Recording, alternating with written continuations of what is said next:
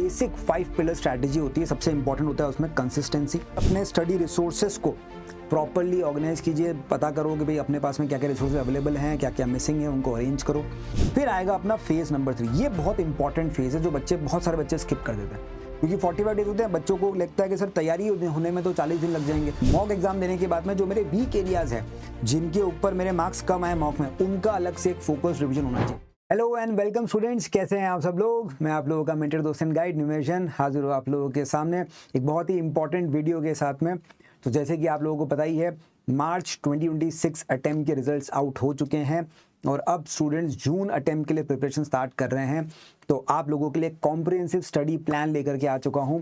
जो भी स्टूडेंट्स जून attempt target कर रहे हैं, किस तरीके से आपको अपने बचे हुए 45 डेज को डिवाइड करना है, क्या स्ट्रैटेजी रहनी चाहिए ताकि आप जून अटेम्प्ट में भी सक्सेसफुल रिजल्ट पा सको, उसके ऊपर बातचीत करते हैं। तो भाई देखो, सबसे पहले तो भाई कोई भी पेपर हो एसीसीए का, चाहे नॉलेज लेवल का, चाहे स्किल लेवल का, चाहे प्रोफेशनल लेवल का, उसको पास करने की एक बेसिक 5 पिलर स्ट्रैटेजी होती है। सबसे इंपॉर्टेंट होता है उसमें कंसिस्टेंसी। आपको रोज पढ़ना है, भले थोड़ा थोड़ा पढ़ना है, बट रोज पढ़ना है।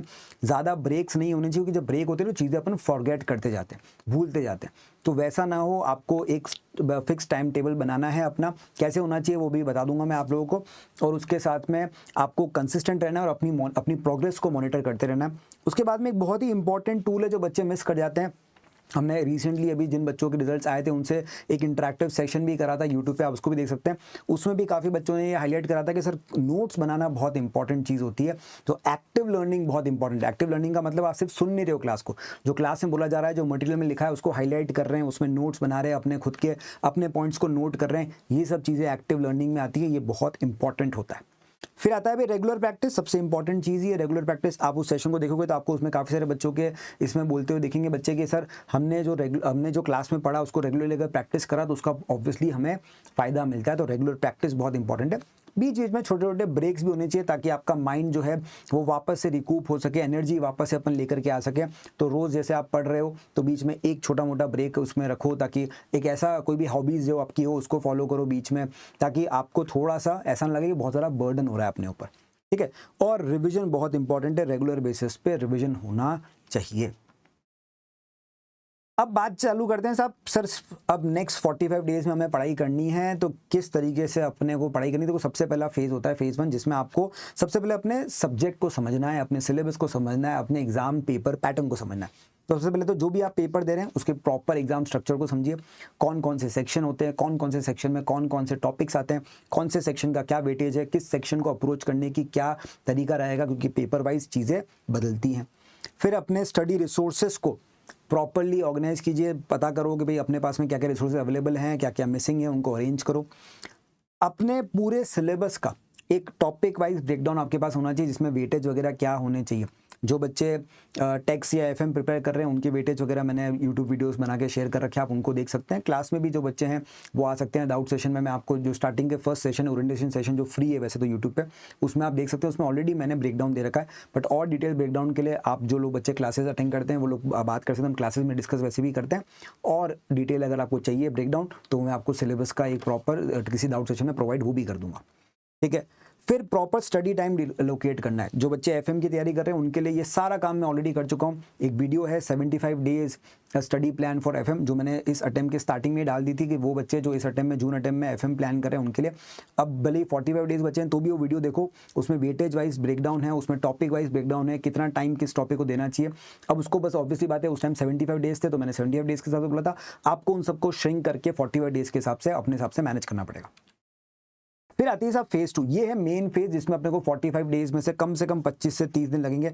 यहाँ पर आपको एक एक टॉपिक सही से पढ़ना है, एक्टिव लर्निंग में एंगेज करना है। मैंने से बताया नोट्स वगैरह बना के रखने हैं अपने को सही से। प्रैक्टिस क्वेश्चंस जो क्लास में हो रहे हैं, जो मैं इंपॉर्टेंट मार्क करवा रहा हूँ, जो भी आपके स्टडी अप पे क्वेश्चंस वगैरह हैं, ठीक है, जो भी किट वगैरह फॉलो करो उसके क्वेश्चंस उनको अच्छे से आपको प्रैक्टिस करना है। और साथ साथ में आइडेंटिफाई करना है कौन कौन से आपके वीक एरियाज हैं, कौन कौन से ऐसे पॉइंट्स हैं, कौन कौन से ऐसे चैप्टर्स हैं जहाँ पे आपको लगता है कि आपकी तैयारी थोड़ी सी कम है या जिनके क्वेश्चंस को करने में आपको दिक्कत आ रही है। इन एरियाज़ को आइडेंटिफाई जितना जल्दी करोगे उतना फ़ायदा होगा, क्योंकि फिर उनके आप डाउट सेशंस में आके उन्हीं टॉपिक्स के डाउट्स क्लियर करवा पाओगे और उनकी अपन और प्रैक्टिस कर पाएंगे, ताकि एग्ज़ाम आने तक हम अपने वीक एरियाज़ को भी पूरी तरीके से कवर कर सकें। फिर आएगा अपना फेज नंबर 3। ये बहुत इंपॉर्टेंट फेज है जो बहुत सारे बच्चे स्किप कर देते हैं, क्योंकि 45 डेज होते हैं, बच्चों को लगता है कि सर तैयारी होने में तो 40 दिन लग जाएंगे। तो तैयारी में थोड़ा सा टाइम बचाओ, थोड़ी फास्ट करो, थोड़ी कंसिस्टेंसी रखो, थोड़ी स्पीड रखो, ताकि आपके पास में प्रैक्टिस और एप्लीकेशन फेज के लिए कम से कम 7-8 दिन का टाइम हो। इसमें आपको अपने बचे हुए पूरे रिवीजन किट को सॉल्व करना है, एनालाइज करना है आंसर। इसमें आप अपने एग्जामिनर रिपोर्ट्स को भी देख सकते हैं, ठीक है। जो एग्जामिनर रिपोर्ट्स वगैरह हैं उनको पढ़िए, देखिए कि उसके अंदर क्या एग्जामिनर के कमेंट्स वगैरह हैं, किस तरीके से आंसर उनको चाहिए, आप जो आंसर लिख रहे हैं क्या वो उनसे मैच करता है नहीं करता है। वीक एरियाज़ को अच्छे से रिव्यू करना है और पास्ट पेपर्स को अटेम्प्ट करना है, पास्ट क्वेश्चंस को अटेम्प्ट करना है, ताकि आपको भी पता पड़े कि एग्जाम टाइप के जो क्वेश्चन है क्या वो मेरे से सॉल्व हो रहे हैं या नहीं हो रहे। मतलब 30 डेज प्लस 8, अगर 38 डेज के अंदर आपका पूरा सिलेबस, सारे क्वेश्चंस की प्रैक्टिस, पूरा study up, past papers, examiner report, ये कंप्लीट करने का हमें रखना है टारगेट। ऐसा क्यों? क्योंकि बचे हुए 7 दिनों के अंदर हम फोकस करेंगे रिवीजन और मॉक्स के ऊपर। देखो साहब, आपने यहाँ तक की मेहनत कर ली, सर अपन ने पूरा सिलेबस पढ़ लिया, अपन ने पूरी प्रैक्टिस स्टडी अप को प्रैक्टिस कर लिया, किट वगैरह भी सॉल्व कर लिया, सब कुछ कर लिया, बट अगर ये लास्ट फेज सही से नहीं करा तो सारी मेहनत पे पानी फिर जाएगा दोस्त।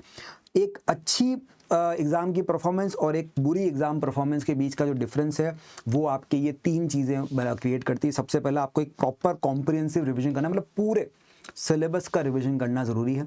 मॉक्स देने हैं साहब, कितने देने हैं? कम से कम 3 से 4, 3 से 4 मॉक्स अगर आपने दिए हैं और इनके अंदर जो आपका एवरेज स्कोर आ रहा है, अगर आप उस एवरेज स्कोर को निकाल दो सही से, तो आपका एग्जाम की परफॉर्मेंस समवेयर अराउंड उसके आसपास बैठ जाएगी।